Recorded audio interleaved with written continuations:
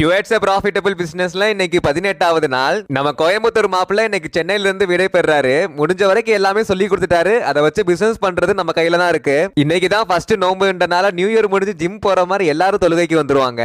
எப்பவும் 4 ரோவே ஃபுல் ஆகாது. இன்னைக்கு செகண்ட் ஃப்ளோர் வரைக்கும் கூட்டம். அப்படியே பிரேயரை முடிச்சுட்டு மாவை வாங்கிட்டு கடைக்கு கிளம்பிட்டேன். இன்னைக்கு எப்படி போகுதுன்னு பார்த்துட்டு நாளையில இருந்து ஸ்நாக்ஸ் போட்டலாம்னு நினைச்சா நான் காமிச்ச புக்லெட்ல இருக்க எல்லா ஃப்ரோசன் ஸ்நாக்ஸும் மலை மாதிரி அடுக்கி வச்சிருக்காங்க.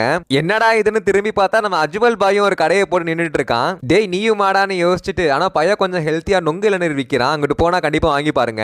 இவ்வளவு கூட்டத்துல நம்மள்ட்ட எங்க வாங்க போறாங்கன்னு வெக்ஸ் ஆயிட்டு வந்துட்டேன். அண்ட் நம்ம கடையும் மெயின்ல இல்ல, இந்த பக்கம் வருவாங்களானே தெரியாது. அப்புறம் எப்பவும் விட இன்னைக்கு கொஞ்சம் கம்மியா தான் செஞ்சேன். ஆனா அப்படியும் ஒருத்தன் கூட வரல. இஃப்தாருக்கு சாப்பிட்டு எல்லாம் படுத்துறானுங்க போல. நாங்களே ரோட்ல போறவங்களெல்லாம் கூப்பிட்டு வாங்கலையான்னு கேட்டுட்டு இருந்தோம். நோம்புக்கு நைட்டு பிரேயர் நடக்கும், அதையாச்சும் அட்டன் பண்ணிட்டு வரலான்னு வந்துட்டு அவசர அவசரமா ப்ரே பண்ணிட்டு நம்ம இல்லாம எப்படி சமாளிப்பான்னு போய் பார்த்தா சுட்டு வச்ச ரொட்டிலாம் அப்படியே இருக்கு. இன்னைக்கு கொஞ்சம் ஆறுதலான விஷயம் என்னன்னா, சக்சஸ்ஃபுல்லா தோசை சுட்டு செல் பண்ணிட்டோம். இனிமே நம்ம மெனுல கல் தோசை, கறி தோசை, முட்டை தோசையும் ஆட் ஆயிடுச்சு. இதான் ரிப்போர்ட். 2 டேஸ் பிஃபோர் 45 கஸ்டமர் வந்தாங்க. நேத்து 35 அண்ட் இன்னைக்கு 25 கஸ்டமர் தான். இந்த மந்த் சேலஞ்சா இருக்க போகுதுன்னு மட்டும் தெரியுது. பார்க்கலாம் என்ன ஆகுதுன்னு.